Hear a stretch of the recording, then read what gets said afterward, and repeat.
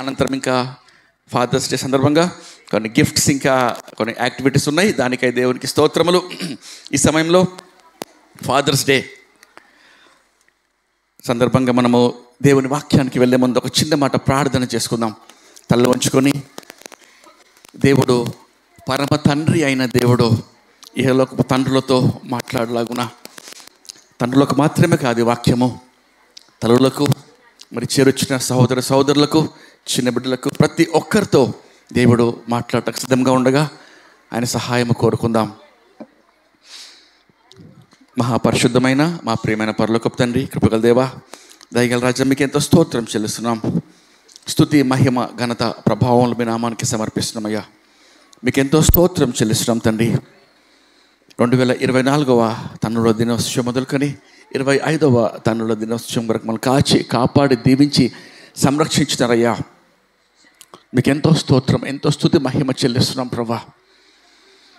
దాసుని పక్షాన్ని పడుచుండగా సంపూర్ణంగా సిల్వ చాటును మరుగుపరచండి. సొంత మాటలు, సొంత జ్ఞానం అంతా కొట్టివేయండి. మీరు మాట్లాడండి.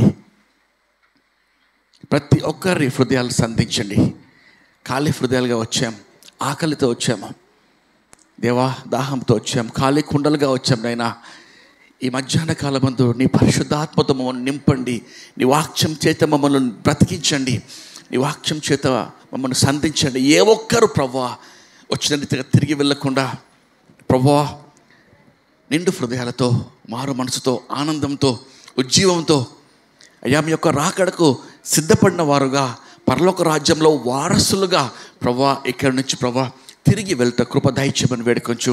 మీకే సమస్త మహిమ, ఘనత, ప్రభావములు సమర్పిస్తూ సాతాను, అంధకార, చీకటి, అపిత్రాత్మను, సమస్త మంత్ర చేతిబద్ధ శక్తులను ప్రభా ఆటంకపరిచే అల్లరి రేపే ఆత్మను నజరైన యేసు నామములో లయపరుస్తూ, గద్దెస్తూ, పారదలుతూ నీ కృపకు మమ్మల్ని మేము సమర్పించుకుంటూ, పరిశుద్ధాత్మ దేవా దాసుని శిలువ చాటును మరుగుపరచమని, మీరు స్పష్టంగా సూటిగా ప్రతి ఒక్కరితో మాట్లాడమని యేసుక్రీస్తు నామములో వేడుకొని ప్రార్థిస్తున్నాం పరమ తండ్రి.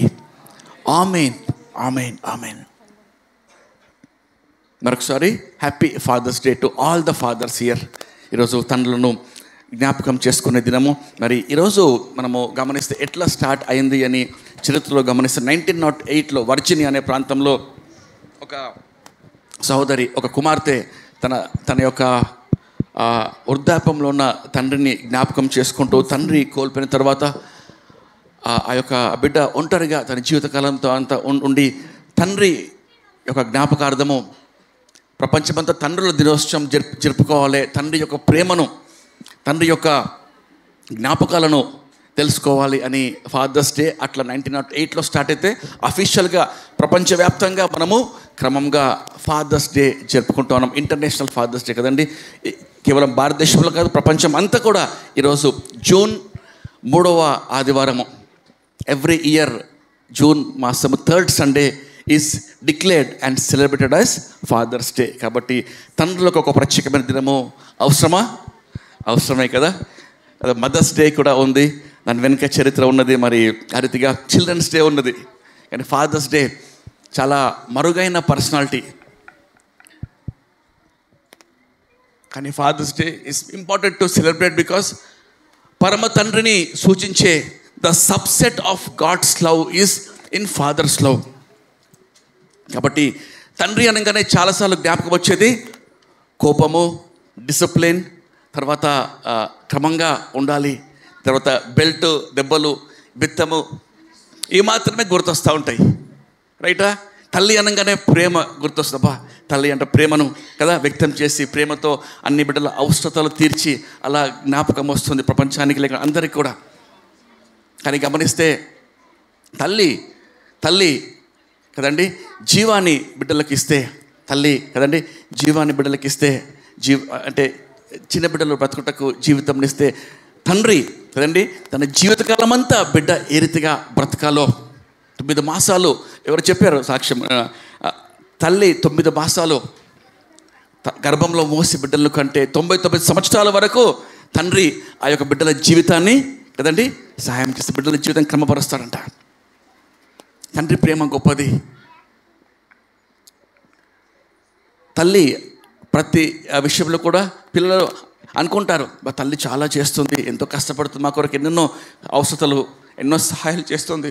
But at the same time తండ్రి చూడంగానే ఆయన ఉదయకాలమే లేచి ఆఫీస్కి వెళ్ళిపోతాడు, తర్వాత డ్యూటీలో ఉంటారు, తర్వాత కాల్స్లో ఉంటారు, తర్వాత బిడ్డలు పడుకునే టైంకి మళ్ళీ తిరిగి వస్తారు. వారు లేచి లోపల ఆఫీస్కి వెళ్ళిపోతారు, లేక పనికి వెళ్తారు, ఉద్యోగానికి వెళ్తారు, పని పాటలకు వెళ్తారు. మళ్ళీ వాళ్ళు వచ్చే వరకు కూడా కొన్నిసార్లు ఫాదర్స్తో సమయం గడిపేది చాలా తక్కువ ఉంటుంది. కొన్ని డేస్ అయితే అసలు మాట్లాడడానికి కూడా టైం ఉండదు, ఇంకా వీళ్ళు బిజీ వీళ్ళు ఉంటారు, బిడ్డల హోంవర్క్స్ తర్వాత అలా.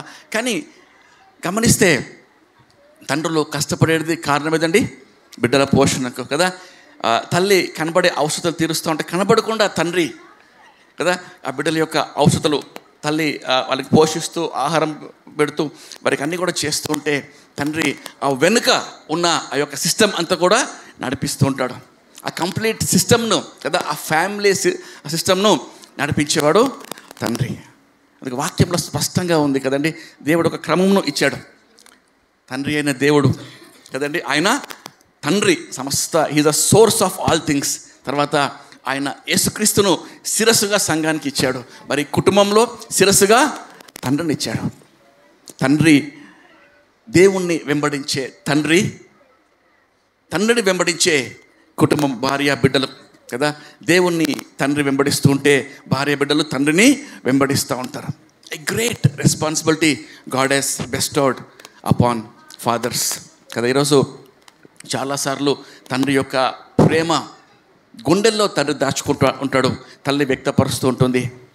గుండెల్లో ఆ ప్రేమ దాచుకుంటూ, బయట కేవలము గద్దింపు, దెర్ ఇస్ ఏ కోపము, కానీ బయట కేవలం శిక్షణ.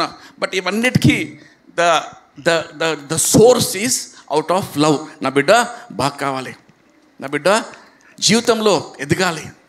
మేము కష్టపడడం వాళ్ళు కష్టపడకూడదు. హౌ వి సఫర్డ్, వాళ్ళ సఫర్ కావద్దు అని ఒక మంచి భవిష్యత్తు తన జీవితం అంతా కూడా తండ్రి త్యాగము చేసి దారపోసి బిడ్డల జీవితాలు కడతాడు. హల్లెలూయా.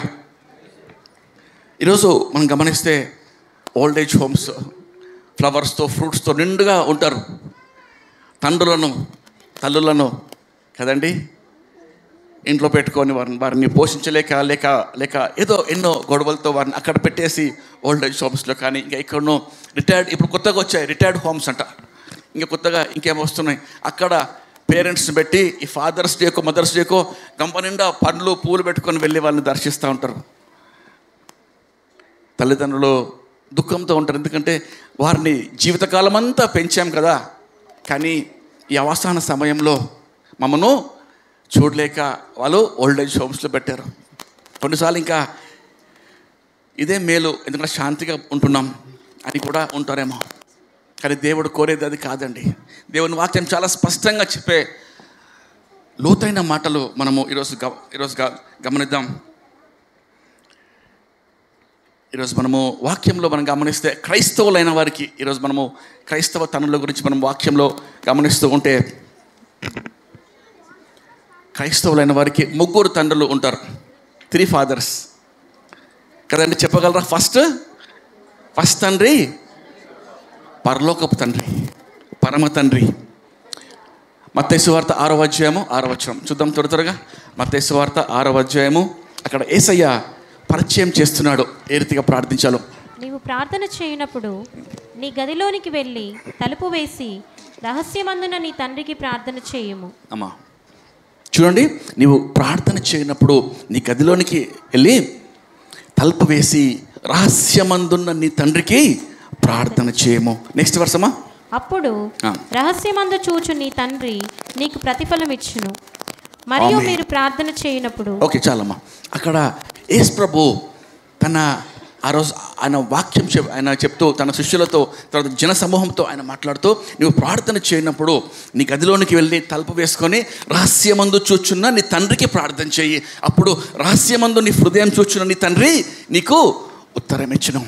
ప్రభువా మాకు ప్రార్థన నేర్పయ్యా. 14వ వచనంలో ఉంటుందన్నమాట. ప్రార్థన నేర్పయ్యా 10వ వచనం అనుకుంటాను. అయితే పరలోకమందున్న మా తండ్రి, పరలోకమందున్న మా తండ్రి. ఈరోజు మనం జ్ఞాపకము వి షుడ్ రిమెంబర్ అండి, మన తండ్రి కదా భూలోకానికి గర్భంలో కదా, మనము పిండముగా రూపించబడకు మునుపే నీ తండ్రి, పరలోకపు తండ్రి నీకు సమస్తము, నీ యొక్క దినములన్నీ తన గ్రంథంలో ఆయన రాసుకున్నాడు. నీ యొక్క పుట్టుక క్షణం మొదలుకొని భూలోకంలో జీవించే ఆఖరి క్షణం వరకు ఆయన రాసుకున్నాడు. ఇక్కడ బిడ్డలు కొంతమంది డిస్టర్బ్ చేస్తున్నారు, నన్ను దయచేసి డిస్టర్బ్ చేయొద్దు, జాగ్రత్తగా వాక్యము మీరు కదా ఆలకించాలి. అయితే యేసు ప్రభు తన శిష్యులకు ఆయన దేవుణ్ణి ఏ రీతిగా పరిచయం చేస్తున్నాడు?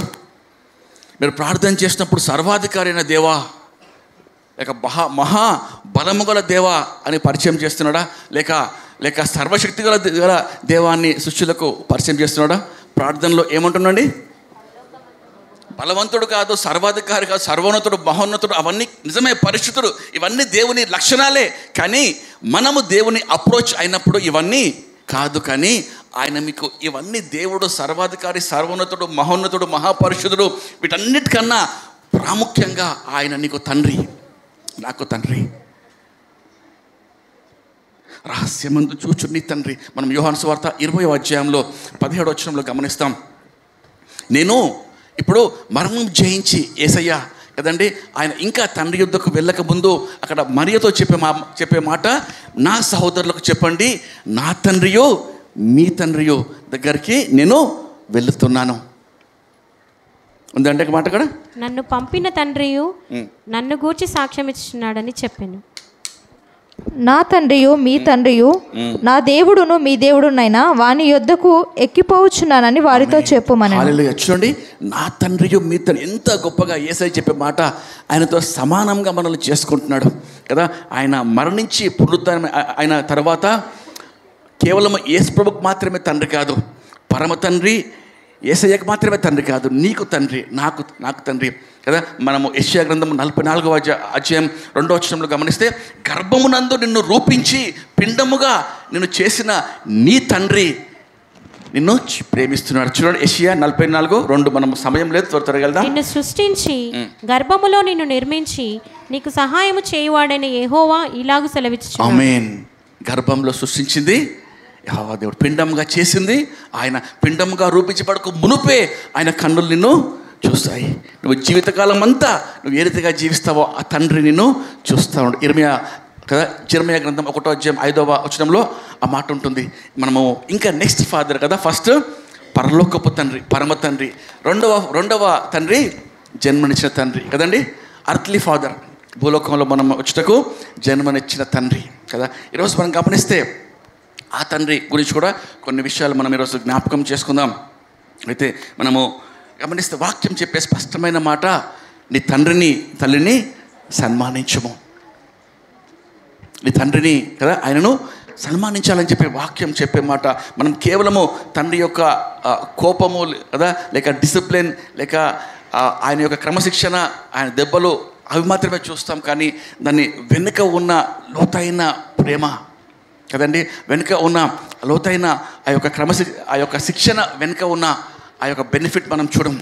ఎందుకు ఎప్పుడు డాడీ జాగ్రత్త, భద్రమ అంటూ ఉంటాడు, ఇది చెయ్యకు, నో అని చెప్పి ఎన్నో అవి ఆయన అంటే లిమిటేషన్స్ పెడతా ఉంటాడు అని బిడ్డలకు చిన్నప్పుడు అర్థం కాదు.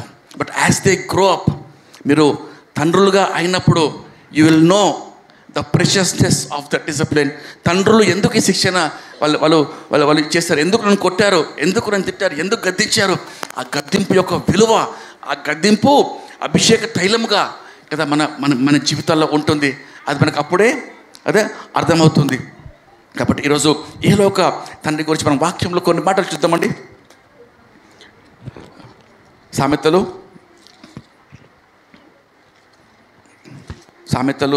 22:6 ఒక మాట ఉంటుంది. బాలుడు నడవవలసిన త్రోవను వానికి నేర్పము, వాడు పెద్దవాడైనప్పుడు దాని నుండి తొలగిపోడు. ఆమేన్.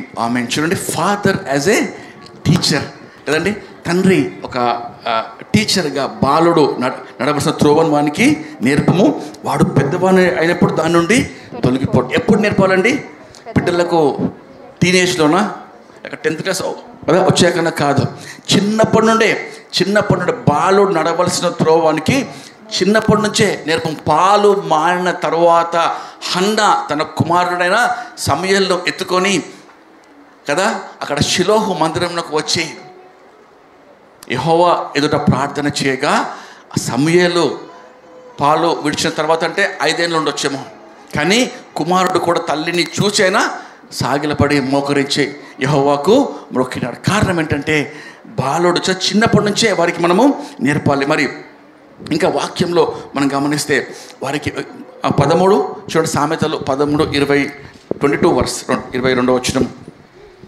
మంచివాడు తన పిల్లలను ఆసక్తికర్తలుగా మళ్ళీ చదవాలమ్మా. ఆస్తికర్తలుగా చేయను కదా ఇక్కడ. మంచివాడు తన పిల్లలను ఆస్తికర్తలుగా చేయును. ఆమేన్. చూడండి వాక్యంలో స్పష్టంగా ఉంది, మంచివారంట తన బిడ్డలను ఆస్తికర్తలుగా చేస్తారు. ఈరోజు మన బిడ్డలకు మనం ఇచ్చే ఆస్తి ఏదండి? పిల్లలకు ఈరోజు పట్ల తల్లిదండ్రులు ఎంతో సంపాదిస్తూ ఉంటారు కదా బిడ్డలకు అని చెప్పి. FD mutual fund. ఓకే, ఎవరైనా పెద్దవారు దయచేసి వచ్చి ఇక్కడ కూర్చోండి. ఎవరన్నా వచ్చి బిడ్డల్ని ఇక్కడ మానిటర్ చేద్దాం.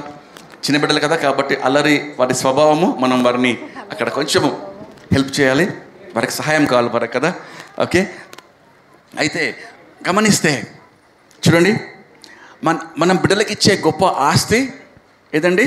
ఎఫ్డీలా కదా, బ్యాంక్లో FD, bank balance, mutual funds, FDs, లేక గొప్ప గొప్ప ఆస్తిపాస్తులు, బంగారం, డైమండ్సా, ఏవి ఇచ్చినా అవన్నీ కూడా అంతరించిపోతాయి, అవన్నీ కూడా వ్యర్థమవుతాయి. ఇంకా ఎంత ఎక్కువ మనం వారికి ఆ యొక్క లగ్జూరియస్ లైఫ్లో వాళ్ళని పెడతామో, ఎంత ఎక్కువగా వారికి కదా మనం ఇవన్నీ కూడా ఈ పాష్నెస్, బయటికి వెళ్ళి హోటల్స్లో పోంచడము, అక్కడ ఇక్కడ కాస్ట్లీ థింగ్స్ వేసుకోవడం, ఇంకా అంటే ఈ లోక అనుసారంగా ఉన్న ఉన్నతమైన వాటి కొరకు మన బిడ్డలను మనం ఆ రీతిగా పెంచుతూ ఉంటే అవన్నీ కూడా లయమైపోతాయి. All passing away, fading glory అన్నీ కూడా వెళ్ళిపోతూ ఉంటాయి. కానీ బిడ్డలకు మనము ఇవ్వాల్సిన ఆస్తి, తండ్రులు పిల్లలకి ఇచ్చే ఆస్తి ఏదంటే దైవభక్తి కదండి. దేవుని యందు భయభక్తులు.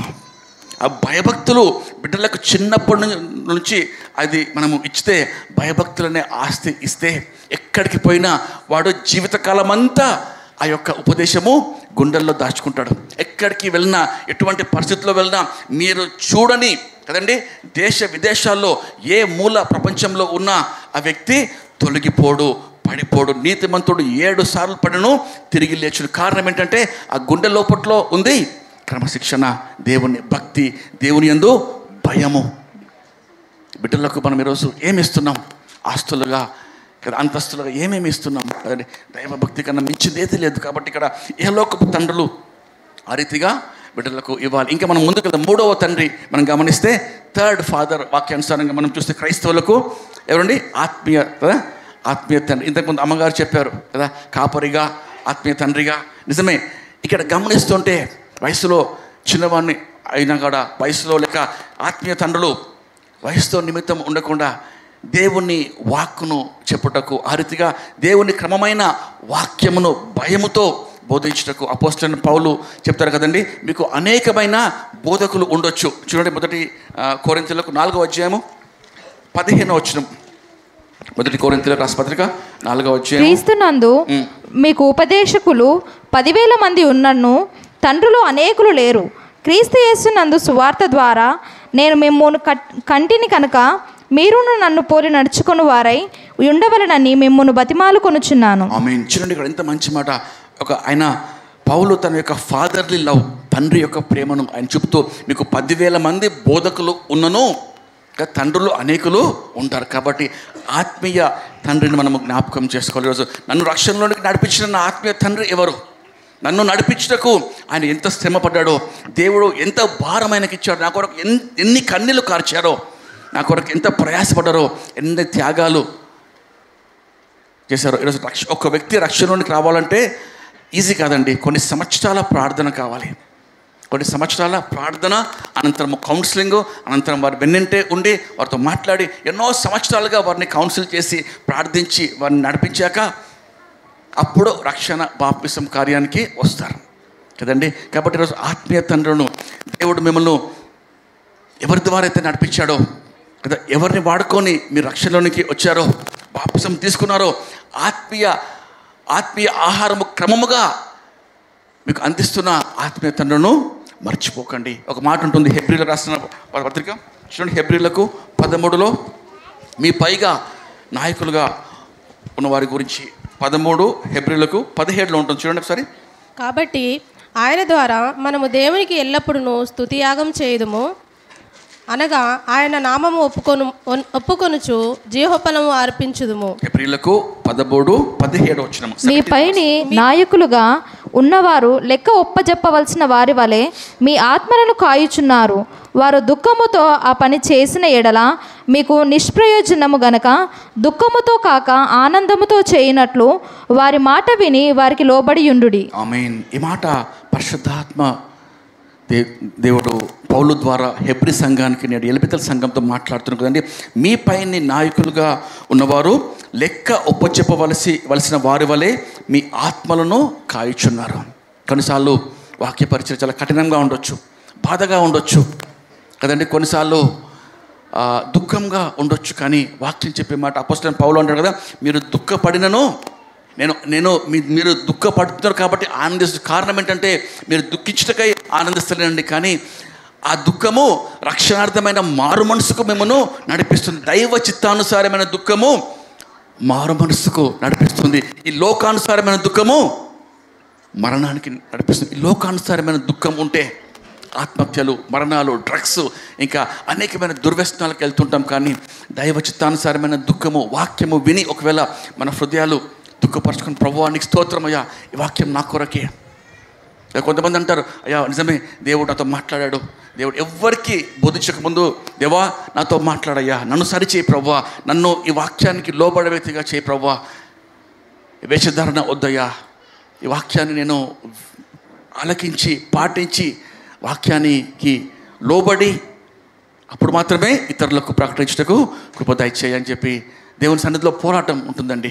ఆ రీతిగా ఇతరులు వాక్యం విన్నప్పుడు కొంతమంది ఈ వాక్యము నా కొరకే దేవుడు నాతో మాట్లాడయ్యా, మీ కొరకేమో కానీ నాతో దేవుడు మాట్లాడినా అంటాను. అయితే ఇంకొందరు నా కొరకే వాక్యము, నా కొరకే పాస్టర్ చెప్పారు, నన్నే గురి చూసి చెప్పారు. కాదండి, ఎవరికి అవసరం లేదు కదా, ఎవరి వ్యక్తిగత కదా వారి జీవితాలు, వారి సమస్యలు. కానీ ఒక ఒక ఒక బాధ్యతగా పరిశుద్ధాత్మ దేవుడు మాట్లాడుతూ ఉండగా హెబ్రీలకు రాసిన పత్రికలో మనం చూస్తే దేవుని స్వరం మీరు విన్నప్పుడు హృదయము కఠినపరచుకొనవద్దు, కానీ ఆ స్వరమునకు లోపడాలి. ఈరోజు నిజమే ఈ వాక్యం ఒకవేళ నా కొరకు అవ్వకుంటే ఇంకా ఎవరి కొరకండి? ఈ ఫ్యాన్లక, గోడలక, మైక్ సిస్టమ్క, టేబుల్లక, చైర్లక? వాక్యం నా కొరకు. ఎక్కడ కూర్చున్నా మనము ఎవరు ఇక్కడ నిలబడి వాక్యం చెప్పినా లేక ఎక్కడ మీరు వాక్యం విన్నా గ్రహించాల్సిన విషయం ఏంటంటే ప్రభువా ఈ వాక్యము నా కొరకు, నా జీవితం బాగు చేయటకు, పరిశుద్ధాత్మ నాతో మాట్లాడటకే ఈ వాక్యం అయ్యా. కాబట్టి దీనిలో ఏది కూడా తప్పిపోకుండా నన్ను సరిచేయి, నన్ను బలపరచు, నన్ను సరైన మార్గంలో హెచ్చరించు, గద్దించు, సరిచేయి. ఈ వాక్యము అగ్ని వంటిది కాదా, రెండంచుల ఖడ్గము కన్నా పదునైంది కాదా కదండి. కాబట్టి ఈరోజు ఆత్మీయ తండ్రులను మనం ఈరోజు జ్ఞాపకం చేసుకోవాలి. దేవుడు మన కొరకు వారిని నియమించి వారిని మనము రక్షణలోనికి వచ్చుటకు కృప దయచేశారు. కాబట్టి దేవుని నామానికి స్తోత్రం మనము చెల్లించుకునే సమయం. ఈ సమయంలో నేను ఒక ఆదర్శమైన తండ్రులను గురించి ఈరోజు జ్ఞాపకము, I just want to remember godly, ఒక ఎగ్జాంపులరీ ఫాదర్స్ కదండి. మొదటిగా మనము గమనిస్తే ఇంతకుముందు అమ్మగారు కూడా చెప్పారు, యోబు కదా. యోబు మనం వాక్యంలో చూస్తుంటే ఫస్ట్ చాప్టర్ 1 త్వర ముందుకెళ్తామంటే యోబు గ్రంథము 1వ అధ్యాయము. అక్కడ మనము చూస్తుంటే 5వ వచనం నుంచి కొన్ని మాటలు అక్కడ ఆయన యోబు యొక్క ఆ సాక్ష్యం మనము గమనిస్తున్నాం. వారి విందు దినములు పూర్తి కాగా యోబు తన కుమారులు పాపము చేసి తమ హృదయములలో దేవుని దూషించిరేమో అని వారిని పిలువనంపించి వారిని పవిత్రపరిచి అరుణోదయమున లేచి వారిలో ఒక్కొక్కరి నిమిత్తమై దహనబలి నర్పించుచూ వచ్చెను. యోబు నిత్యము అలాగు చేయుచుండెను. ఆమేన్. చూడండి, ఇక్కడ ఒక మంచి మాదిరికరమైన తండ్రి లేక ఆదర్శ తండ్రి అని మనం ఇక్కడ గమనిస్తే యోబు అంట, ఆయన పైన మనం గమనిస్తుంటే యథార్థవంతుడు, న్యాయవంతుడు, నీతిమంతుడు, తూర్పు దేశంలోని వాక్యాలు మనం చూస్తున్నాం. But more than these things మనము గమనిస్తే యోబు a very very exemplary father, అనగా యాజకునిగా తన ఇంట్లో హై ప్రీస్ట్గా యోబు నిలబడ్డాడు. తన యొక్క కుటుంబాన్ని దేవుని మార్గంలో ఆయన నడిపిస్తూ మనము గమనిస్తే ఆయన ప్రతి దినమంట చూడండి, అరుణోదయమున లేచి వారిలో ఒక్కొక్కరి నిమిత్తము దహన బలి అర్పించవచ్చును. అరుణోదయం అంటే ఏదండి? ఉదయకాలంలోనే కదా, వేకువజామునే లేచి తన బిడ్డల నిమిత్తము వారు మనసులో ఏదైనా పాపము తలపెట్టారేమో, వారికి తెలియక ఏదైనా పాపం చేశారేమో అని చెప్పి వారి కొరకు దహన బలి, ఒక్కొక్కరి కొరకు ప్రతి ఉదయము అరుణోదయమున దహన బలి అర్పిస్తూ ఉన్నాడు. చాలాసార్లు మనము ఉదయకాలం ప్రార్థన అనగానే తల్లుల గురించి అంటూ ఉంటాం కదా. తల్లులు ఉదయకాలమే వేకోజామునే లేచి తమ బిడ్డల కొరకు ప్రార్థన చేయాలి, కన్నీరు కార్చాలని ఇర్మియా మనం గ్రంథంలో కోట్ చేస్తూ ఉంటాం. నిజమే, తల్లులు కూడా ఉదయకాలమే లేచి వేకువజామున లేచి ప్రార్థించాలి. అది తండ్రులకు కదా, తండ్రులకు కూడా ప్రార్థన అవసరం. అరుణోదయంలో లేచి తన బిడ్డలకు కదా, వారి యొక్క ఆత్మీయ జీవితాల కొరకు, ఎక్కడైనా బిడ్డలు తప్పారు అని చెప్పి వారి కొరకు దహన బలి అర్పించి యోబు నిత్యము అలాగూ చేయొచ్చును. కేవలము ఎప్పుడో ఒకసారి కాదండి, ప్రతిరోజు యోబు తన బిడ్డల నిమిత్తము దహన బలి అర్పించేవాడు. అనగా ఈరోజు దహన బలి అంటే ఏం చేయాలండి? ప్రతి ఉదయం లేచి, దేవా నా బిడ్డలు ప్రభువా నీవు ఇచ్చిన బిడ్డలయ్యా, వారు నా సొత్తు కాదు, వారు నీ సొత్తు, నా కొరకు కాదు నీ కొరకు వారిని పెంచుతాను, నీ చిత్తంలో నీ ఏర్పాట్లో నీ సంకల్పంలో పెంచుతానయ్యా.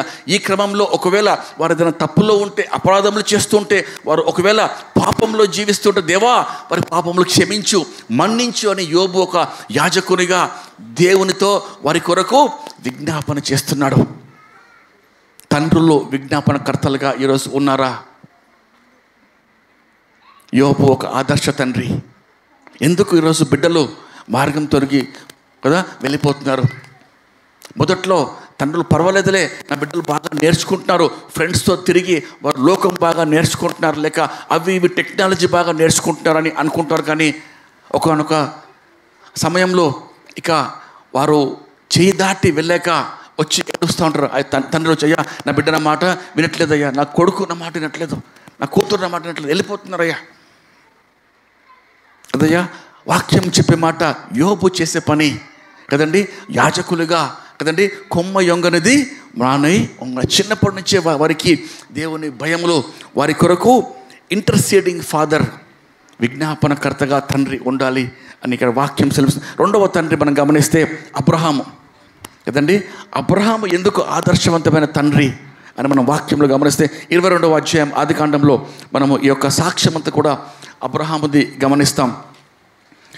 అక్కడ దాదాపు మోయాబు ఆ యొక్క మొరియా పర్వతంపై ఇసాకు ఆ కట్టెలన్నీ కూడా మోసుకుంటున్నట్టు కదా. అబ్రహాము చేతిలో ఏముందండి?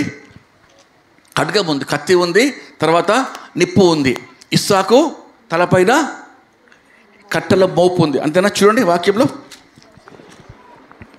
ఆదికాండము 22వ అధ్యాయంలో ఇక్కడ తెల్లవారినప్పుడు అబ్రహాము లేచి తన గాడిదకు గంత కట్టి తన పనివారిలో ఇద్దరిని తన కుమారుడు ఇస్సాకును వెంటబెట్టుకొని దహన బలి కొరకు కట్టెలు చీల్చి అమ్మా ఇక్కడ అవునమ్మా నెక్స్ట్ వర్స్ రైట్ అమ్మా చదవండమ్మా.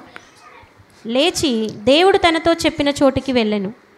3వ నాడు అబ్రహాము కన్నులెత్తి దూరము నుండి ఆ చోటు చూచి తన పనివారితో, మీరు గాడిదతో ఇక్కడనే ఉండుడి, నేనును ఈ చిన్నవాడును అక్కడికి వెళ్ళి మ్రొక్కి మరలా మీ యొద్దకు వచ్చేదమని చెప్పి దహనబలికి కట్టెలు తీసుకొని తన కుమారుడు ఇస్సాకు మీద పెట్టి తన చేతితో నిప్పును కత్తిని పట్టుకొని పోయెను. చాలమ్మా.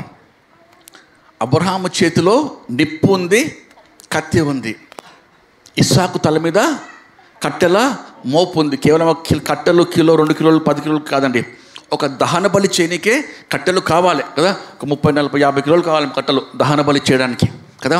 ఆ కట్టెల మోపు అంతా ఇస్సాకు తలపై ఆయన మోసుకుంటూ ఆ పర్వతం ఎక్కుతూ ఉన్నారు. ఆ యొక్క మొరియా ఆ పర్వతంలో ఒక కొండ ఎక్కుతూ ఉన్నారు. మనం వాక్యంలో గమనిస్తే ఇస్సాకు అడుగుతాడు, తండ్రి కత్తి ఉంది, నిప్పు ఉంది, కర్రలు దహనబలికి ఉన్నాయి, కానీ బలి పశువు ఎక్కడా, వధించుటకు గొర్రెపిల్ల ఎక్కడా అని తండ్రి అడుగుతూ ఉంటే, కుమారుడు తండ్రిని ప్రశ్నిస్తూ ఉంటే తండ్రి ఏమంటాడండి? యెహోవాయే చూచుకొనును. ఆయన్నే యెహోవా ఈరే అని అక్కడ యెహోవాయే చూచుకున్నాడు. ఆయన్నే ఆ బలికి పశువును ఆయన్నే చూసుకుంటాడు అని అలా వాళ్ళిద్దరు కూడా ఆ కొండ ఎక్కుతూ ఉన్నారు. దాదాపు మనం గమనిస్తే ఆ కట్టెల మోపు పట్టుకొని ఇస్సాకు ఎక్కుతున్నాడంటే చిన్న బిడ్డలకు మోపు పెట్టారు కదండి. 13, 14, 15 సంవత్సరాల వరకు అంత బరువు మోయలేరు. దాదాపు ఇస్సాకు ఉండొచ్చు ఒక 19, 20, 21 సంవత్సరాలు ఉండొచ్చు ఇస్సాకు. అంటే ఒక ప్రాపర్ ఒక మంచి బలం గల యవనస్తుడు, ఒక 20 ఇయర్స్ ఉండొచ్చు ఇస్సాకు. అయితే ఆ పర్వతము ఎక్కే ఆ యొక్క కట్టెలు ఆ యొక్క మోసే సామర్థ్యం కావాలంటే దాదాపు ఆ వయసులో ఉండొచ్చు.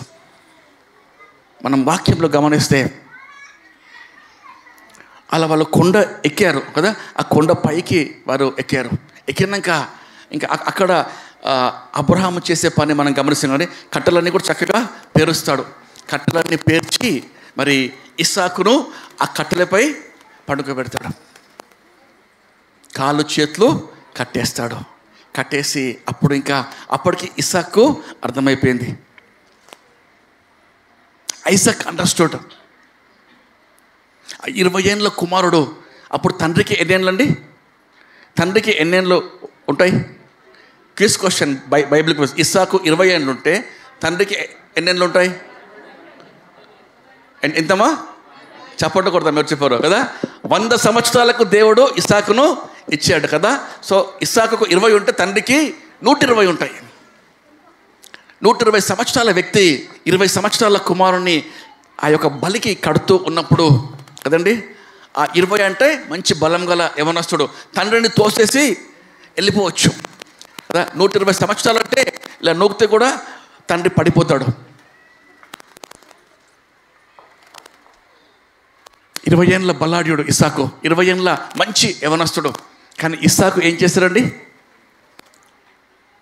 What Isaac did Isaac ran away from the altar? ఇస్సాకు బలిపీఠము తండ్రిని తోసేసి పారిపోయాడా? అబ్రహాముకి ఎంత విశ్వాసం ఉందో ఇస్సాకు కూడా అంతే విశ్వాసం ఉంది.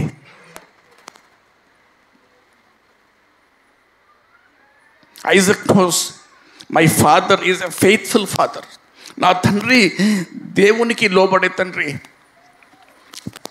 నా తండ్రి యెహోవా దేవునికి భయపడే తండ్రి. ఆయన ఏమి చేసినా he does the right thing. నన్ను బలి ఇచ్చినా కూడా ఆయన సరి అయిందే చేస్తాడు. ఎందుకంటే దేవునికి ఏం మొక్కున్నాడో నాకు తెలియదు, నేను మాత్రం నా తండ్రికి లోబడాలి. మనం అబ్రహాం విశ్వాసం అంటూ ఉంటాం, కానీ ఇస్సాకు కూడా అంత విశ్వాసం ఉంది. ఐజాక్ కూడా అబ్రహాం అంత ఫెయిత్ ఉంది. కాబట్టి ఆయన మౌనంగా అలా పడుకొని తండ్రి కట్టేస్తున్నప్పటికీ ఆ దహన బలికి బలి పశువుగా నేనే ఆ బలి పశువుని ఇస్సాకు తెలిసినప్పటికీ అలా మౌనంగా కట్టేపించుకున్నాడు. అక్కడ ఇంకా సేవకులు పనులు ఎవరు లేరు, ఇద్దరే ఉన్నారు. అబ్రహాం ఉన్నాడు, ఇస్సాకు ఉన్నాడు. పనివారంతా కింద ఉన్నారు, పర్వతం కింద. కానీ ఇస్సాకు తల వంచాడు, లోబడ్డాడు. తండ్రి కడుతున్నప్పుడు మౌనంగా ఉన్నాడు. తండ్రి కత్తి ఎత్తి బిడ్డను పొడిచే వరకు కూడా బిడ్డ మౌనంగా ఉన్నాడు. See the obedience of Isaac, see the faith of Isaac. ఎలా వచ్చిందండి ఇస్సాకు అంత విశ్వాసము? ఇస్సాకు అంత డిసిప్లిన్, అంత క్రమశిక్షణ ఎలా వచ్చింది అంటారు? ఎలా వచ్చిందమ్మా? తండ్రిని చూశాడు, తండ్రి ద్వారా నేర్చుకున్నాడు. తండ్రి చేసే ఆ భక్తిని కుమారుడు మనసులో దాచుకున్నాడు, ఆ రీతిగా జీవించాడు. తండ్రులుగా మనకు ఒక ప్రశ్న, బిడ్డలు కదండి, మనం చెప్పేది బిడ్డలు చాలా మటుకు చేయరు. ఇది చేయి, అది చేయి. ఏదో మనం ప్రతిరోజు ఉదయం లేవగానే లేవంట్రా, ఇది చేయండి, అది చేయండి అన్నీ చెప్తూ ఉంటాం. మనం చెప్పేదానికన్నా మనం చేసేటిది వారు చేస్తారు. చాలాసార్లు చెప్పాను, ఐ వాంట్ రిమైండ్ యూ, మనము చేసేటిది బిడ్డలు కదా చేస్తారు. నాకు బాగా జ్ఞాపకం, చిన్నప్పుడు మేము ఉదయకాలం లేవంగానే మా తండ్రి చేసే పని ఏదంటే, first thing in the morning bed నుంచి పైకి లేవంగానే బెడ్ అంతా కూడా సెట్ చేయాలి. అనగా అన్ని బెడ్షీట్స్ అంతా ఫోల్డ్ చేసుకొని బెడ్ సరిగా వేసి, ఆ యొక్క చిన్నప్పుడు అంటే మాకు ఇంకా బెడ్స్ ఉండే కింద వేసుకొని అవి రోల్ చేసుకొని బెడ్లు సరిగా వేసి పడకంతా నీట్గా వేసి పిల్లోస్ నీట్గా పెట్టి అవన్నీ చేసాకనే అక్కడి నుంచి ఆ రూమ్ నుంచి మూవ్ అయ్యేవాళ్ళం. పడుకొని అలాగే వదిలేసి ఆ దుప్పటి ఆ రగ్గు అలాగే వదిలేస్తే అదే దరిద్రం అట్లా చేయకూడదు, సోమరి వారు అట్లా చేస్తారు కదా. సామెతలు 6వ అధ్యాయంలో ఆ మాట ఉంది కదండి కదా. సోమరి వాణి కదా ఎంత భయంకరంగా ఉంటుంది అన్నమాట అక్కడ. అది మా తండ్రి చెప్పేవారు మాకు. అది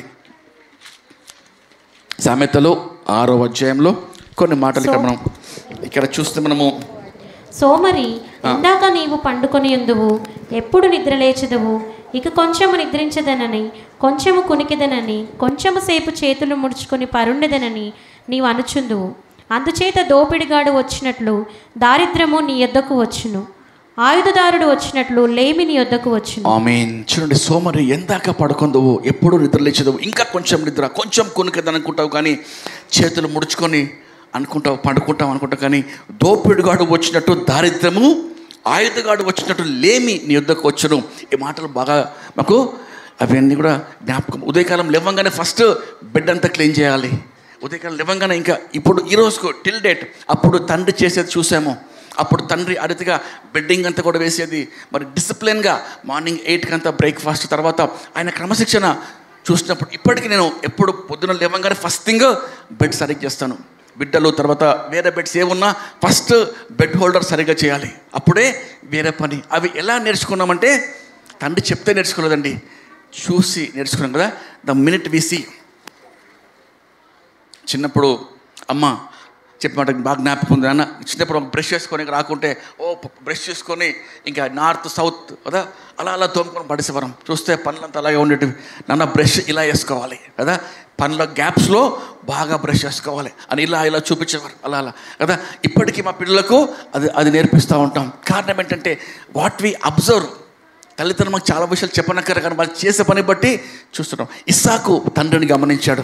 తండ్రి చేసే బలియాగం, తండ్రి చేసే ప్రార్థన, తండ్రి నడిచే మాదిరి, యెహోవా దేవునికి ఆయన ఇచ్చిన ఆ ప్రాధాన్యత, ద ప్రామినెన్స్, ప్రీ ఎమినెన్స్ అంటారు కదండి, అత్యున్నతమైన ఆ భక్తి తండ్రికి చూపిన అబ్రహామును ఇస్సాకు గమనించాడు.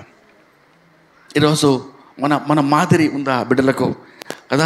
మనం చేసేది వారి చేటకు మనం మాదిరిగా జీవిస్తున్న ప్రార్థన సమయంలో మనం ఉన్నామా? దేవునితో ఆ భక్తి కలిగి మన బిడ్డలు నేర్చుకునేంత భక్తి, మన బిడ్డలు మనల్ని చూసి వెంబడించేంత ఆ మార్గంలో మనం నడుస్తున్నామా? దేవుడు ఈరోజు మనతో ఆయన మాట్లాడుతున్నాడు కదండి. దేవుడు మనతో ఈరోజు మాట్లాడుతూ ఉన్నాడు. కాబట్టి అబ్రహాము ఇస్సాకు యొక్క ఆ మాదిరి ఈరోజు మన జీవితాల్లో మనం కలిగి ఉండాలి అని దేవుడు ఎంతగానో ఆయన కోరుతున్నాడు. కాబట్టి ఈరోజు ఆదర్శమైన తండ్రులుగా మనము జీవించాలని, బిడ్డలకు ఆ యొక్క మార్గము మనము చూపాలి అని, మరి వారు మన ద్వారా భక్తిని కదా మనము ఇక్కడ తిమోతి రాసిన పత్రికలో గమనిస్తాం కదా. అక్కడ తిమోతి అంటే తన అవ్వైన లోయి, తన అమ్మాయిన యూనికే ద్వారా ఆ విశ్వాసము, అట్లా దేవుడు మన ద్వారా కదా మన బిడ్డలకు ఆ విశ్వాస ఆ జీవితము ఇవ్వాలి. మన బిడ్డలకు నేర్పించాలి ఏ రీతిగా వాళ్ళు ప్రార్థించాలో, ఏ రీతిగా మాపై కాదు తండ్రి పైన మీరు డిపెండ్ అవ్వాలి కదండి. ఇహలోకపు తండ్రులుగా కొద్ది వరకు మనం చేస్తాం కదండి. కొద్ది వరకు బిడ్డలకు మంచి స్కూల్స్లో వారిని జాయిన్ చేస్తాం, మంచి పుస్తకాలు కొనిస్తాం, కానీ వారి జ్ఞానం ఇవ్వగలమా? బిడ్డలు వచ్చి డాడీ నాకు జ్ఞానమే డాడీ అంటారా? ఇవ్వలేము. ఎవరు ఇవ్వాలండి జ్ఞానము? పరమ తండ్రియే జ్ఞానం ఇవ్వాలి కదండి. బిడ్డలను ఒకవేళ అనారోగ్యంతో బిడ్డలుంటే వారికి మంచి మందులు ఇస్తాము, కాస్ట్లీ హాస్పిటల్స్లో అపోలో, కిమ్స్, విమ్స్ చేరుస్తాము, కానీ స్వస్థపరిచేది మనమా? పరమ తండ్రి. ఇహలోకపు తండ్రులు వెరీ లిమిటెడ్ కదండి. ఇహలోకపు తండ్రులు వారు నిజంగా మాదిరి చూపిస్తారు, కానీ వారి లిమిట్లో కదా చేయగలిగినంతగా వాళ్ళు చేయగలరు. కానీ పరమ తండ్రి అయిన దేవుడు ఆరోగ్యం ఇచ్చే దేవుడు కదా, జ్ఞానం ఇచ్చే దేవుడు. అంతం వరకు బ్రతుకున్నంత వరకే ఇహలోకపు తండ్రి చేయగలరు. వారు కదండి, వారు ప్రభువును నిద్రించినప్పుడు పరలోకపు తండ్రి వాక్యంలో ఉందండి. ఈరోజు కొంతమంది దుఃఖంలో ఉన్నారేమో కదా, మాకు తండ్రిని కోల్పోయి దుఃఖంలో ఉన్నారేమో, వారితో దేవుడు కదా ఈరోజు మాట్లాడే ఒక మాట మనం గమనిస్తే చూడండి. కీర్తనలు ఉదయకాలము మనము చదివిన కీర్తన గమనిస్తే 68వ కీర్తన, 68వ కీర్తనలో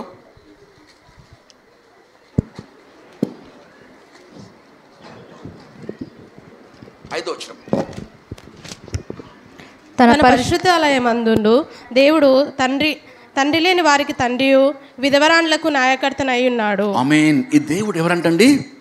ఈరోజు తండ్రి లేడు, తండ్రిని కోల్పోయాము, ఒంటరిగా ఉన్నాము, తండ్రి లేకుండా జీవిస్తున్నామని దుఃఖంలో కన్నిటితో బాధలో ఉన్నారా ప్రియ దేవుని బిడ్డారా?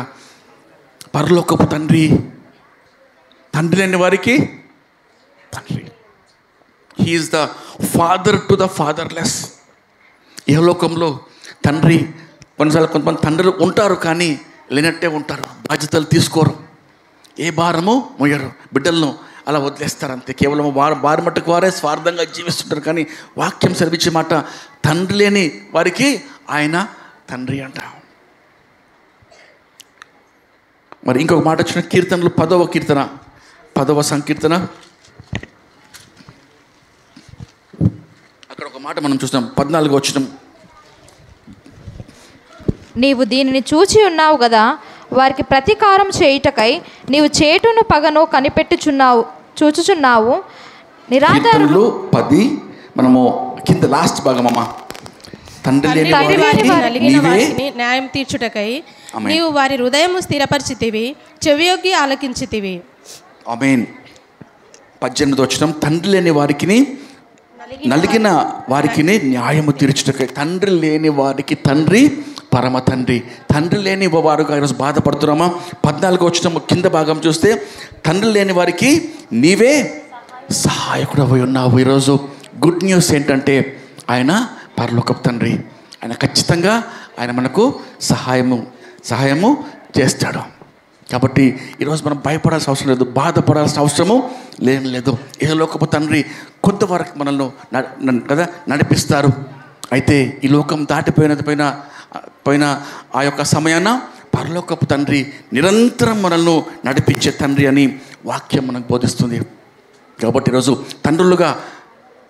తండ్రులుగా కుటుంబాల్లో బాధ్యతతో మనము ఉండాలి అని దేవుని వాక్యం సెలవిస్తుంది. బిడ్డల పోషణ, కుటుంబం యొక్క బాధ్యత, మంచి మార్గంలో కుటుంబ ప్రార్థన, కుటుంబ క్రమశిక్షణలో కదండి తండ్రుల బాధ్యత అనే వాక్యం సెలవిస్తుంది. ఇక్కడ చూడండి, ఎఫెసీలకు మనము సామెతలు చూద్దాం. సామెతల్లో అనేకమైన వచనాలు వాక్యంలో ఉన్నాయి.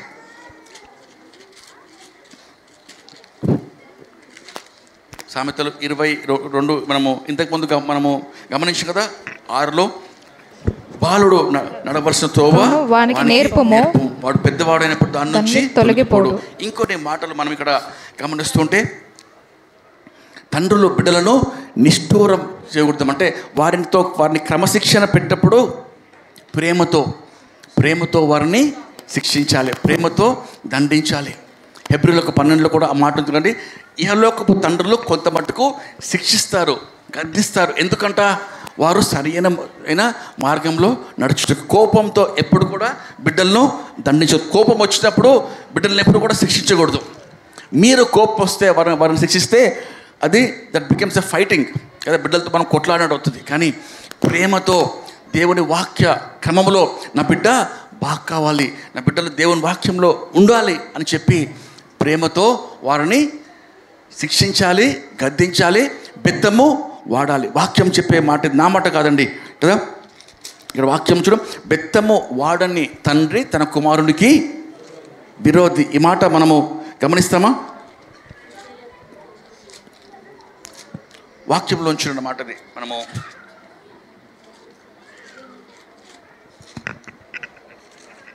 సామెతలు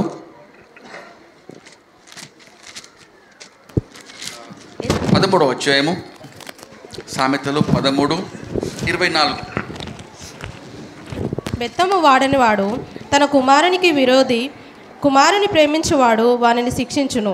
ఆమేన్. తండ్రి చేయాల్సింది బెత్తం వాడాలి. ఎందుకనగా బిడ్డలకు స్వాభావికంగా పుట్టుకతోనే కదండి ఆ యొక్క అంటే మూర్ఖత్వము లేక మూర్ఖపు స్వభావము, మాట వినకపోవడము వారికి సహజంగా వస్తుంటుంది. ఎందుకంటే ఆదాము స్వభావంలో పుట్టాం కాబట్టి ఇలాంటి వ్యతిరేకత, రెబిలియస్ నేచర్ వస్తుంటుంది. కాబట్టి ఇక్కడ బెత్తము వాడాలి. ఎందుకనగా వారు సరియైన మార్గంలో వారిని వెళ్ళటానికి కుమారుణ్ణి ప్రేమించేవాడు వారిని శిక్షించును. ఇంకొక మాట కూడా ఉందండి, మీరు బిడ్డలను శిక్షిస్తే వారిని మరణంలో నుంచి, నరకంలో నుంచి తప్పిస్తారు కదా. ఉందండి మాటది, మనము సమయం బట్టి మనం చూడట్లేదు.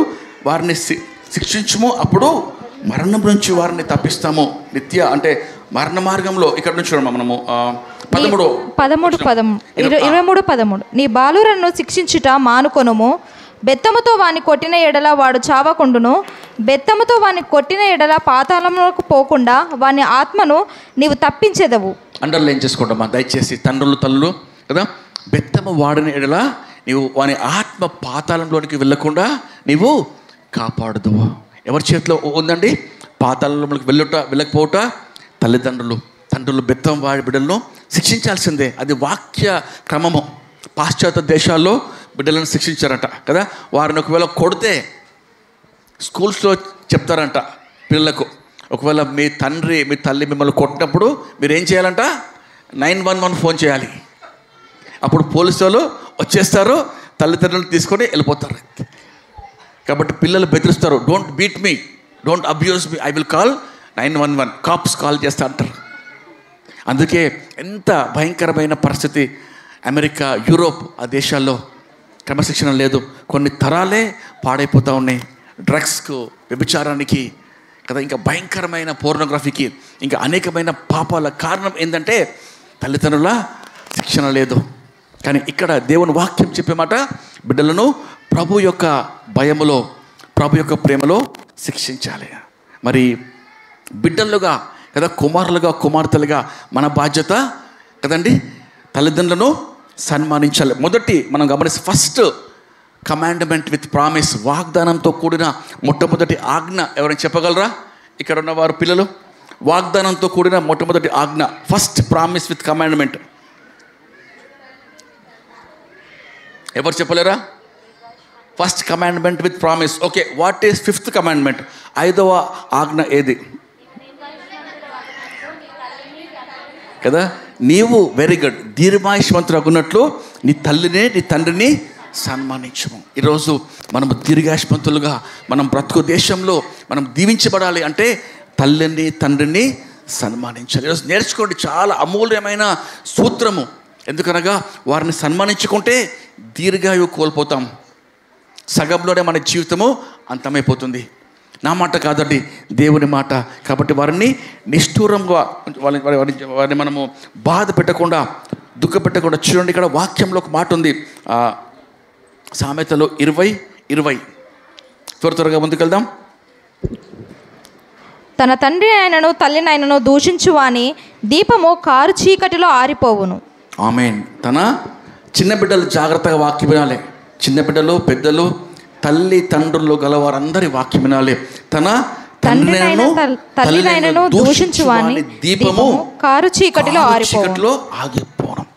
కారు చీకటిలో ఉన్న ఒకే ఒక్క ఆసరా దీపం కదా. ఆ కారు చీకటిలో దీపము ఆరిపోతుందంట. ఎప్పుడండి? తల్లిని తండ్రిని దూషిస్తే. దీపము అనగా ఏదండి? వాక్యము, దేవుని సహాయము, దేవుని నడిపింపు, దేవుని వెలుగు. ఒకవేళ ఆపత్కాలమందు శ్రమలో భయంకరమైన కట్టిక చీకటిలో నీవు ఉన్నప్పుడు తల్లిని తండ్రిని నువ్వు దూషిస్తే, వారిని నిష్ఠూర పెడితే, వారిని దుఃఖపరుస్తే దేవుడు నీకు సహాయం చేయడు. God will go out of your life. నీ ఈక్వేషన్ నుంచి దేవుడు బయటికి వెళ్ళిపోతాడు. When you curse your parents. చూడండి, సామెతలు 30 ఒక మాట చూసుకుందాం. ఇంకొక మాట ఇక్కడ సామెతలు 30:17 17th verse.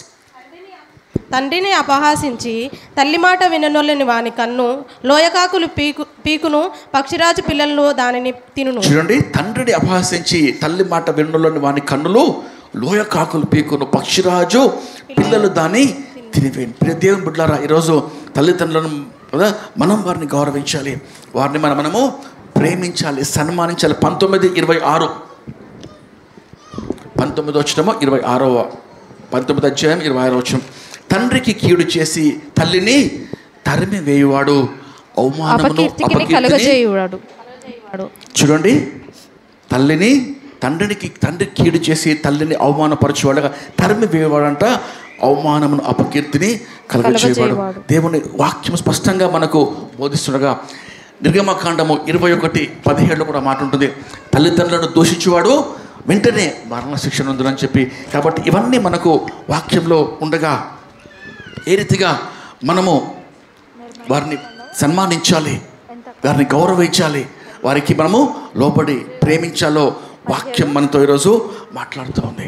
రండి, బిడ్డలుగా తల్లిదండ్రులను వాళ్ళకి విధేయులు ఉండాలి, వారిని గణపరచాలి, వారిని సంతోషపరచాలి, వారిని సన్మానించాలి కదా. ఆ రీతిగా యాజ్ వి గ్రో అప్, మనం పెద్దగా అవుతా ఉండగా కదండి, వివాహాలు జరిగాక కూడా తల్లిదండ్రులను ప్రేమించాలి, వారిని సన్మానించాలి, వారిని గౌరవించాలి. కొంతమంది సేవకులు అంటారు కదా, వివాహం అయిన తర్వాత వారిని గౌరవించనక్కర్లేదు, వారిని సన్మానించనక్కర్లేదు, వారికి లోబడ అవసరం లేదు.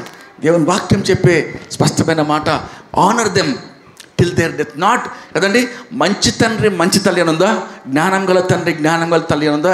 ఎటువంటి తల్లి అయినా తండ్రి అయినా భూలోకంలో నువ్వు జన్మించడం కారణము నీ తండ్రి నీ తల్లియే. అందుకే దేవుడు ఆ 5వ ఆజ్ఞ పెట్టిన స్థలము ఎక్కడంటే, మొదటి 4 ఫస్ట్ 4 కమాండ్మెంట్స్ నీకు దేవునికి మధ్యలో ఉన్న ఆజ్ఞలు.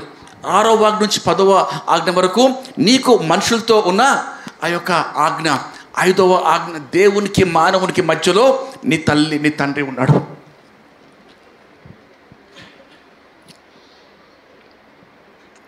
వారిని నిష్ఠూరపెట్టవద్దు.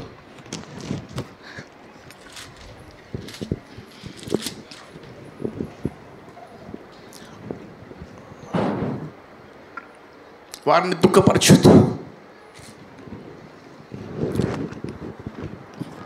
ఈరోజు ఈ మాట చెప్తున్న నేను చాలామందికి అర్థం అవ్వకపోవచ్చు, కానీ తండ్రులను కోల్పోయిన వారికి మాట తెలుసు.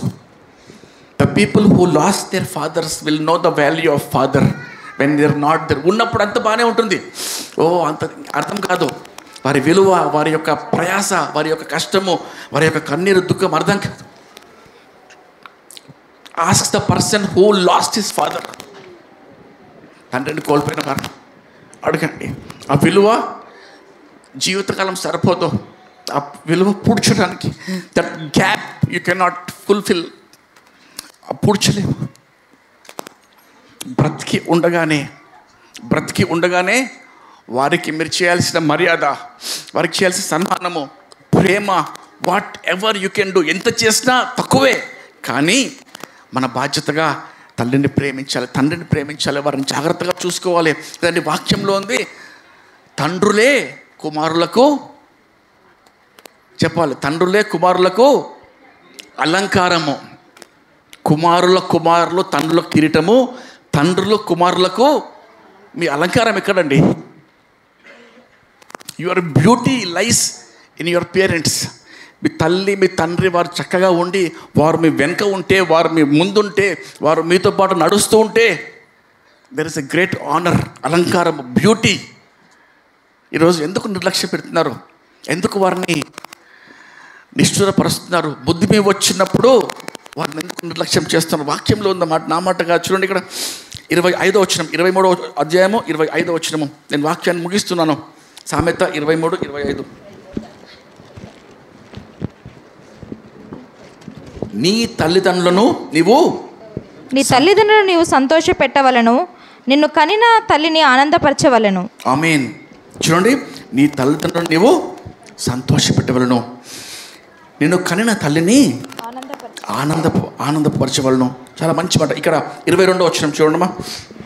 నిన్ను కనిన నీ తండ్రి ఉపదేశమును అంగీకరించుము, నీ తల్లి ముదిమి అందు ఆమెను నిర్లక్ష్యము చేయకము.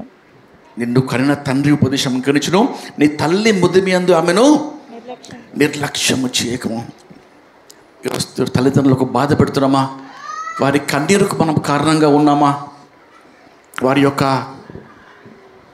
కృంగుదలకు, నిద్రలేని రాత్రులకు మీరు కారణంగా ఉన్నారా? దేవుని బిడ్డ, దేవుడు లెక్క అడిగే దేవుడు. God is a God who is accountable కదా, ప్రతి చర్యకు అకౌంట్. కాబట్టి తల్లిదండ్రులను మనం ప్రేమిద్దాం. తల్లిదండ్రులు కానీ అత్తమామలు కానీ, we have the responsibility to love them and to honour them కదా. చిన్న బిడ్డలుగా, కుమారులుగా వారిని ప్రేమిస్తాం. కానీ రేపు వివాహం తర్వాత కదా డివిజన్స్ చాలా వస్తాయి, కామన్ కదా, అన్ని కుటుంబాల్లో వస్తాయి. అప్పుడు భార్య వచ్చినప్పుడు అప్పుడు కదండి తల్లిదండ్రులను ఎక్కువ ప్రేమిస్తారా, నన్ను ప్రేమిస్తావా? వేర్ ఇస్ ద బ్యాలెన్స్ కదా?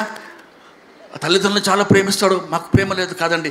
ఒక మాట మనం గమనించాలి, తల్లిని తండ్రిని ఎక్కువగా ప్రేమించే ఏ కొడుకు కూడా భార్యను ప్రేమించక మానడు. That is the rule of the thumb. తల్లిదండ్రులను ప్రేమించేవాడు ఖచ్చితంగా భార్య బిడ్డలను ప్రేమిస్తాడు. అది వాక్యానుసారం. అది ఎన్నో అనుభవాలు ఉన్నాయి. తల్లి తండ్రిని సరిగా చూడకుండా లేక తల్లిదండ్రులను విడిచిపెట్టి ఎక్కడో ఉన్నవాడు భార్య కుటుంబం ఎప్పుడు కూడా నిలబడలేదు. ఎనీవే సరే తల్లిదండ్రులు ఎవరు లేరు కదా అని చెప్పి సరే ఈ వ్యక్తి నాకే ఉంటాడు, మా దగ్గరనే ఉంటాడు, చాలా హ్యాపీగా ఉంటాడని చెప్పి వారిని తెచ్చుకొని ఒకళ్ళు పెళ్లి చేసుకుంటే సంవత్సరానికి వెళ్ళిపోతాడు. ఎందుకంటే తల్లిదండ్రులని చూసుకొని వాడు భార్యను చూసుకోడు, బిడ్డలను చూసుకోడు. ఆ బాధ్యత, ఆ యొక్క protocol he will not understand. ప్రియ దేవుని బిడ్డలారా, కాబట్టి భార్య చెప్పాలి, ఇక భర్త చెప్పాలి, అమ్మా నీ తల్లిదండ్రులను బాగా చూసుకో, వాళ్ళు బ్రతుకున్నప్పుడే వారికి ఏం చేయాలో అది చెయ్యి అని ఒక కుమారుడు తల్లిదండ్రులను ఆదరిస్తూ ప్రేమిస్తూ వారికి సహాయం చేస్తుండగా పక్కన భార్య కూడా నేను కూడా చేస్తాను. అత్తమామలకు లేక ఒకవేళ కుమార్తె తమ తల్లిదండ్రులకు సహాయం చేస్తుండగా మీరు కష్టాల్లో ఉంటూ వీరికి సహాయం చేద్దామంటే భర్త కూడా పోయి ఐ విల్ ఆల్సో హెల్ప్, ఎందుకంటే వారు కూడా నాకు తల్లిదండ్రుల వంటి వారే. రూతు నయోమిని ముద్దు పెట్టుకొని హత్తుకుంది కదండి, జీవితకాలం అంతా హత్తుకుంది. మరి మోషే ఏం చేస్తాడంటే తన మామను, ఇత్రో అనే మామ వచ్చేటప్పుడు మోషే వెళ్ళి కౌగలించుకొని ముద్దు పెట్టుకున్నట్ట. గాడ్స్లీ బ్యాలెన్స్ ఇస్ దేర్. దేవుని క్రమం వాక్యంలో మనం గమనిస్తున్నాం. ఒకవేళ అలా చేయకుండా భార్య కానీ భర్త కానీ తల్లిదండ్రులను చూడకుండా నిష్ఠూర పరిస్థితులు లేకుంటే డివిజన్స్ క్రియేట్ చేస్తూ కదండి, ఆ డిఫరెన్సెస్ క్రియేట్ చేస్తూ ఉంటే జాగ్రత్త. దేవుని సన్నిధిలో నిలబడాలి, దేవుని లెక్కకు నిలబడాలి. దేవుడు న్యాయమైన తీర్పు తీర్చేవాడు. వచ్చినప్పుడు దుఃఖంలో లేక ఆ యొక్క కన్నీటితో తల్లిదండ్రులు నీ గురించి దుఃఖపడుతూ విచారపడుతూ చనిపోతే యు ఆర్ అకౌంటబుల్. దేవుని సన్నిధిలో నువ్వు నిలబడతావు. నేను నిలబడతాను, నేను వాక్యం చెప్తానని చెప్పి ఐఎమ్ నాట్ ఎక్సెప్షన్, నేను ఐ విల్ స్టాండ్.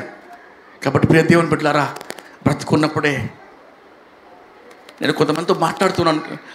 దినమందు ఒక వ్యక్తి యొక్క తండ్రి యొక్క ఆయన యొక్క 3వ సంవత్సరం అంట చనిపోయి మాట్లాడుతున్నప్పుడు కుమారుడు ఏడుస్తున్నాడు, అన్న నా తండ్రి చాలా మంచోడు అన్న, నన్ను చాలా చాలా ప్రేమించాడు, దేవుని నమ్ముకోలేదు తండ్రి, అయితే ఆయన నా చేతుల్లో చనిపోయాడు, నా చేతుల్లో ఇక ఆటోలో వెళ్తూ ఉన్నాము, నాకు ఎంత ఎట్లా అవుతుందిరా అంటే నేను చెప్పాను, నాన్న నువ్వు ఇంకా యేసయ్య నమ్ముకోలే కదా, కాబట్టి ఒకసారి యేసు ప్రభువా నన్ను రక్షించు, యేసు ప్రభువా నన్ను కాపాడు అని చెప్పి అనిపిస్తూ ఉంటే యేసు ప్రభువా అని అంటూనే ఆ తండ్రి చనిపోయాడు అంట ఆటోలో. కుమారుడు చెప్పే మాట ఏంటంటే ఖచ్చితంగా నా తండ్రి పరలోకంలో ఉంటాడు, ఎందుకంటే యేసయ్య అని పలికాడు. ఈరోజు ఇంకా రక్షణ పొందకుండా తండ్రులు మీకుంటే ఆ తండ్రులు మీ జీవితకాలం అంతా మీకు అర్పించారు తమ జీవితాలు, మరి వారు పరలోకానికి వెళ్ళే బాధ్యత మీకు లేదా? వారు రక్షణ మార్గంలో వారు నడిపించే బాధ్యత మీకు లేదా? నాకు లేదా? నాకుంది, మీకుంది కదమ్మా. మన తల్లిదండ్రులను రక్షణలోనికి నడిపించే ప్రయాస, ప్రతిజ్ఞ అందరికీ ఉంటాయి. జీవనోపాధి, అందరము ఆఫీసులకు వెళ్ళాలి, పనులకు వెళ్ళాలి, ఉద్యోగాలు చేసుకోవాలి, సంపాదించుకోవాలి, కానీ ఇవన్నీ ఇక్కడనే ఉంటాయి, ఇక్కడనే ఇవన్నీ నశించిపోతాయి. కానీ నీ తల్లి నీ తండ్రి ఒకళ్ళు రక్షణ పొందకుండా దేవుడు నమ్మకొనకుండా ఉంటే నిత్యత్వము అగ్నిగుండంలో కాలుతూ ఉంటారు. నా కుమారుడు నా కుమార్తె రక్షణ పొందారు, కానీ వారు మాకెప్పుడూ దేవుని గురించి వారు బాధ్యతగా చెప్పలేదు, లేక దేవుళ్ళు నడిపించే వరకు వారు ప్రయాస పడలేదు అన్నప్పుడు దేవుని ముందు మన లెక్క ఏముంటుందండి? ఎవరిని విమర్శించట్లేదు, నేను ఎవరి గురించి చెప్పట్లేదు, దేవుడు చెప్పే మాట, నాతో చెప్పే మాట నేను మాట్లాడుతున్నాను. కాబట్టి ఈరోజు వీఆర్ రెస్పాన్సిబుల్, వీఆర్ అకౌంటబుల్. కాబట్టి ఈరోజు దేవుడు మనతో మాట్లాడుతున్నాడు. చిన్న బిడ్డలు తల్లిదండ్రులను సన్మానించు ఆఖరి శ్వాస వరకు. ఇప్పుడు మనకు తెలియదు, we know when they leave the earth. భూలోకం విడిచినప్పుడు then you know the value, don't wait till then కదా అంటారు. నేను కొంతమందితో మాట్లాడుతుండగా, అయ్యా అన్న మా నాన్న చనిపోయారన్నా, ఆయన సమాధికి నేను పాలరాయితో సమాధి కడతానన్నా అంటున్నాడు. ఎందుకయ్యా అంత కష్టపడతావు? మార్బుల్ స్టోన్ చాలా కాస్ట్ కదా. లేదన్నా పాలరాయితో నేను సమాధి నేను చేస్తాను, కడతాను. ఒకసారి వింటే ఆ సాక్ష్యం విన్నప్పుడు దుఃఖం వచ్చేది. బ్రతుకున్నప్పుడు అంట ఆ తండ్రికి పాలు కూడా పోయలేదంట. చనిపోయినప్పుడు పాల రాయితో సమాధి కడతారంట. బుద్ధిహీనులు కాదండి? దేవుని సన్నిధిలో ఎట్లా నిలబడతారు? దేవుని సన్నిధిలో ఏ సాక్ష్యం ఇస్తాం మనం? తల్లిదండ్రులు తమ ప్రాణమంతా ధారపోసి బిడ్డలను కన్నారే, బిడ్డలను పెంచారే. ఈరోజు మనకు ఉద్యోగాలు వచ్చాయి, మనం బ్రతుకున్నాం, సంపాదిస్తున్నాం, మనం పోషించుకుంటున్నాం, 10 మందికి సహాయపడుతున్నాం. ఎవరు కారణం?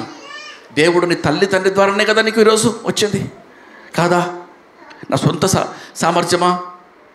కాబట్టి నిన్ను కనిన నీ తల్లిని, నీ తండ్రిని ఉపదేశము ఆలకించము. వారిని కనపరచాలి, వారిని గౌరవించాలి, సన్మానించాలి. చివరి శ్వాస వరకు దానికి మీ చేయుతనివ్వాలి. చేయి పట్టుకొని వారిని మీరు నడిపించాలి. అలా చేయవారికి దేవుడు ఎప్పుడూ కదా, వాక్యంలో ఉందండి, నీతి మంతుల పిల్లలను దేవుడు దీవిస్తాడు. వారు ఎప్పుడు కూడా బిచ్చం ఎత్తుకోరు కదా, ఎందుకంటే దేవుడు వారి పక్షాన ఉన్నాడు. ఈరోజు దేవుడు మనతో మాట్లాడుతుండగా, ప్రియ దేవుని బిడ్డలారా, క్షమించండి, సమయం మనకు ఆలస్యంగా అయింది, కానీ చెప్పవలసిన పరిస్థితి. కాబట్టి అందరం కూడా ఈరోజు తండ్రుల దినోత్సవం సందర్భంగా పరలోకపు తండ్రిని మన ముందు ఆయన మనకిచ్చిన ఈ యొక్క ఆదర్శాన్ని జ్ఞాపకం చేసుకొని నిత్య జీవానికి మనను నడిపించే ఆ తండ్రి వైపు మనం ఈరోజు గమనిస్తూ అందరం లేచి నిలబడి, ఆ తండ్రి మనల్ని ఎట్టి ప్రేమతో ప్రేమించాడో ఆ ప్రేమతో మనం కూడా ఈ లోకంలో ఉన్న మన తండ్రులను, తల్లులను ప్రేమించాలి. ఆ రీతిగా కుమార్తెలు తమ తల్లిదండ్రులను ప్రేమించాలి, సన్మానించాలి. దేవుడిచ్చిన గొప్ప భాగ్యము అనుకోవచ్చు. కొంతమంది మాకు తల్లి మాకు లేదే, అనాథలుగా ఉన్నాము అనుకోవచ్చు. నేను మిమ్మల్ని అనాథలుగా నేను విడువను. తండ్రి లేని వారికి తండ్రి, విధవరాలికి ఆయన భర్తగా దేవుడు నిలబడి ఉన్నాడు. ఈరోజు తండ్రిగా సహాయం చేసే దేవుడు, నిత్య జీవానికి నడిపించే దేవుడు. ప్రియ దేవుని బిడ్డలారా, ఇంకా ఆ పరలోకపు తండ్రి దగ్గరికి మీరు ఇంకా రాకుండా ఉంటే, ఆ పరలోకపు తండ్రి ప్రేమ ఇంకా రుచి చూడకుండా దూరంగా ఉంటే, ఏ భేదం లేదండి. క్రైస్తవులం కావచ్చు, క్రైస్తవేతరులం కావచ్చు, హైందవ సహోదరులం కావచ్చు, ఇస్లాంలం కావచ్చు, మతము మానవుడు కల్పించింది, కానీ దేవుడు అందరికీ తండ్రి. భూలోకంలో వారు క్రైస్తవులు, హైందవులు, జైన్లు, బుద్ధులు, భారతదేశము, మరి ఏ దేశమైనా, ఏ ప్రాంతమైనా, ఏ మతం, ఏ కులమైనా నీకు ఆయన తండ్రి. వాక్యం వింటున్న దేవుని బిడ్డ, నీకు ఆయన తండ్రి.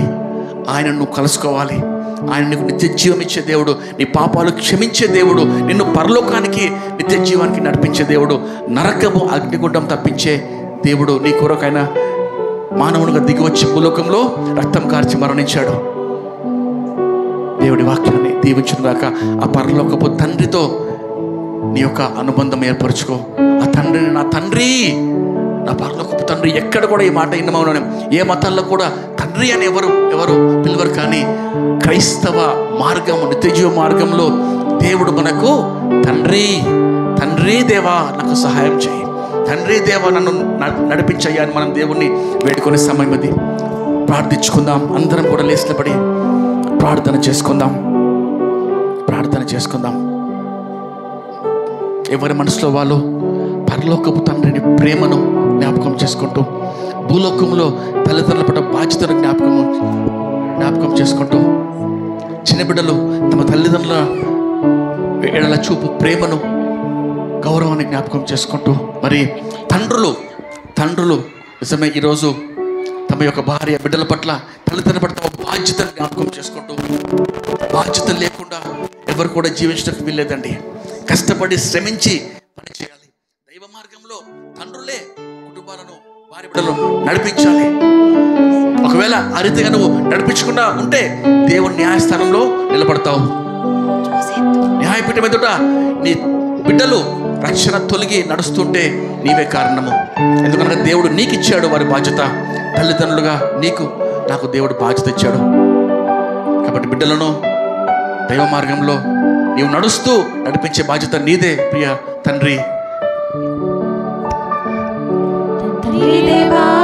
తండ్రి దేవా నా సర్వం నీవయ్యా, నీ